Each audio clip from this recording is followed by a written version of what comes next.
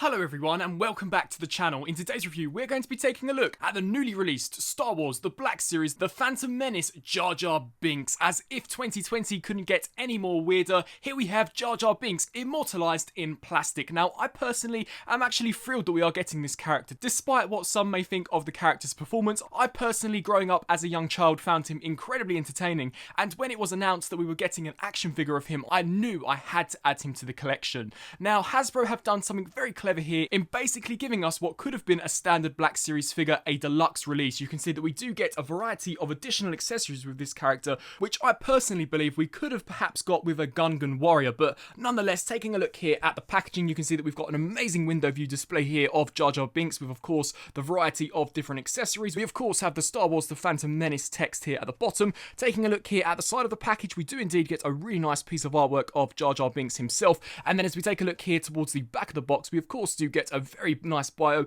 which in a nutshell tells us all about the character. A clumsy, well-meaning Gungan outcast on Naboo, Jar Jar Binks struggles to prove his worth throughout his life. Poor Jar Jar Binks. He certainly is one of the more divisive characters to come out of the Star Wars character lineup, but nonetheless, let's take a look at this figure and see what awaits us inside. And so here we have Jar Jar Binks opened up and out of the packaging, and Misa love Jar Jar Binks. This figure here has turned out really nicely. Despite what you may think of the character from the prequels, there is no denying that Hasbro have done a really good job in capturing his appearance from those movies. Starting off here firstly by taking a look at the accessories. Of course, the first of these accessories does include this staff weapon. Now once again, I maybe would have rather seen this come with an actual Gungan warrior than as opposed to coming here with Jar Jar, but I think that the detail as well as the overall sculpt work on this piece here certainly does resemble what we see in the movie. Personally, my favourite accessory that he does come with is this shield. I just love the effect that they've got going on here with what appears to be a purple wash. You can see certainly that it does have a little bit more of a pixelated feel around the edges, so that does lead me to believe that this has been perhaps spray painted, or perhaps they have injected some of the purple into the actual colour of plastic. But I think that this here looks very awesome, and I really do like the metallic gold throughout the shield itself. I think that this here has come out really nicely, and you can see that as we take a look here at the back, they haven't skimped out on paint whatsoever. The back is painted just as nicely in my opinion as the front, and it is very easy to actually peg it into his hands due to them being made out of a slightly more pliable material. We also do get one of these energy balls. Now correct me if I'm wrong, but from what I can remember, the Gungan warriors were indeed throwing these in order to damage and take out some of the droids, and once again they've done a really nice job here in terms of the overall sculpt work. You can see that the actual mount for this section has been detailed and painted so nicely, and once again certainly does capture its appearance from the movie, and the transparent blue plastic that they have used is also a really nice touch. Taking a look at, of course, however, the main event himself, here we have Jar Jar Binks, and I think that head sculpt looks absolutely phenomenal, especially surrounding the details where his eyeballs are concerned. You can see that we've got all of this fantastic black paintwork in the actual eyeball in order to, of course, capture his appearance from the movie. We've also got the black iris there. I do like the fade effect that we've got going on here for his face, so you can see that it is certainly a lot lighter of a colour and then gradually becomes a lot darker. I think that too has also come out really well, and the overall sculpt work is very impressive. As we take a look here towards the back of the head, you can see that his ears here have been sculpted so nicely to match his on-screen appearance, and I think that the texture and paintwork too is exceptional. As we just move these sections here out of the way, you can see that once again they haven't skimped out on detail nor paintwork. The entire back of his torso too has been painted and sculpted really well, and you can also see some nice definition there to the back of the neck. As we take a look here towards the lower section, the neck too also has that same fading effect where it is a little bit more of a lighter colour at the front and then becomes a little darker as we wrap round to the back. Taking a look at the texture and paintwork here to the arms, once again very well done in my opinion. No paint bleeds and everything looks crisp and precise, and really how it should do based on his appearance from the movie. And then as we just take a look here down to the lower section of the torso,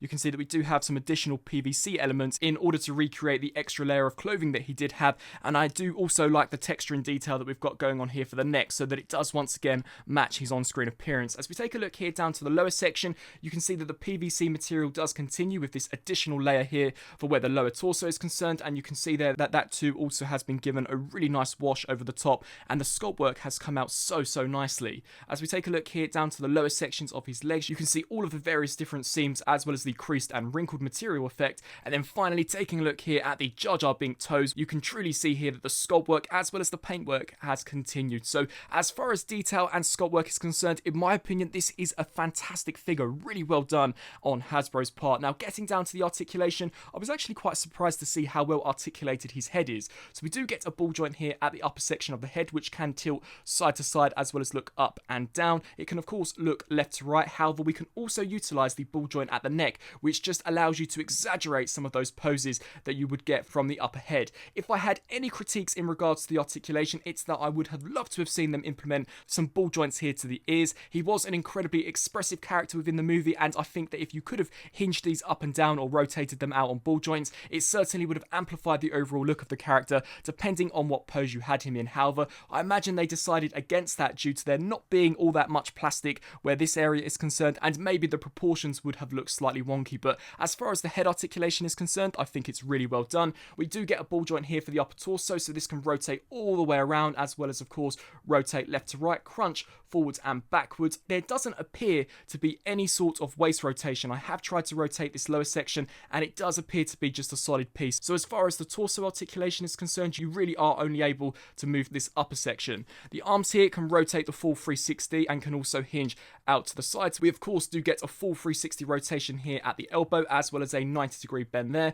Full 360 rotation here at the wrists, and of course we do have the hinge joints forwards and backwards. Taking a look here to the legs, these can kick forwards that far, which is great, as well as back to that far. He can also do the split, and due to this being made out of a slightly more pliable material, it doesn't restrict the range of motion there. We do get a full 360 rotation here at the thigh, a double joint here at the knee, which does allow for a fantastic range of motion. And then finally, taking a look here towards the base of the figure, the foot here can pivot forwards and backwards, as well as of course rock side to side. So as a whole, a pretty flawless figure in my opinion. The sculpt work, the paint work, as well as the articulation is certainly up to standard of what you would expect from a 2020 Black Series figure. Here for a very quick size comparison, I must apologise, my Black Series collection is incredibly limited as I've only just started collecting them, so unfortunately I don't have any of the characters that we do see him pair up with and stand up against in the prequels. However, here we have him posed next to a figure which I'm pretty sure many of you will have. Here we have him next to the Mandalorian, and you can see that he absolutely towers